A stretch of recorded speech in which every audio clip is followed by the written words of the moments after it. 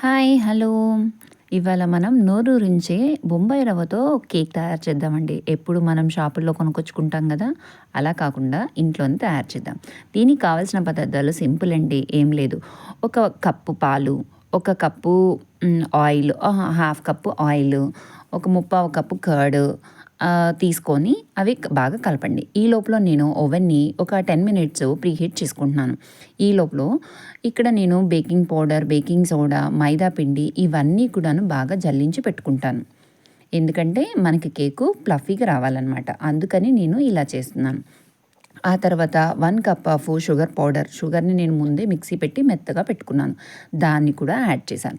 ఇలా బాగా cut and ఫోల్డర్లో మనం ఎంత బాగా కలిపితే అంత బాగా మనకి కేక్ వస్తుందన్నమాట. ఈ కలపడంలోనే దీని కేక్ యొక్క టేస్ట్ అంతా ఆధారపడి ఉంటుందన్నమాట. ఇంకా మిగతా పద్ధతి అంతా అందరూ చేసేటట్టే కామన్.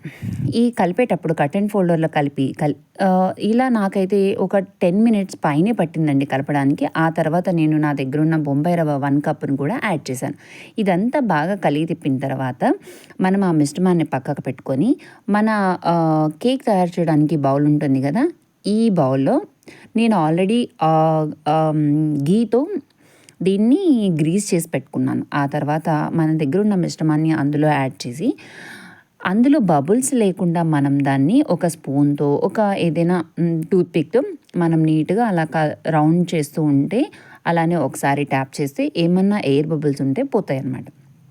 ఆ తర్వాత దీంట్లో మనకి నచ్చినట్టుగా టూటీ ఫ్రూటీ, కాజు, బాదం, పిస్తా, కిస్మిస్, ఎనీ డ్రై ఫ్రూట్స్, మనకి నచ్చిన డ్రై నట్స్ అన్నీ కూడా వేసుకొని డెకరేట్ చేసుకోవడమే, అంతే సింపుల్. దీనిని నేను డెకరేట్ మొత్తం అయిపోయిన తర్వాత ఆల్రెడీ ప్రీహీట్ చేసి పెట్టుకున్న దాంట్లో ఓవెన్లో నేను దీన్ని 45 మినిట్స్ వరకు పెడుతున్నాను.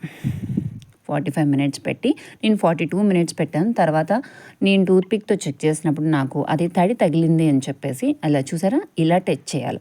ఇలా టెస్ట్ చేస్తేనే మనకు అది కుక్ అయిందా లేదా అనేది తెలుస్తుంది అనమాట. ఇలా 45 మినిట్స్ చేసిన తర్వాత కట్ చేసుకోవడమే.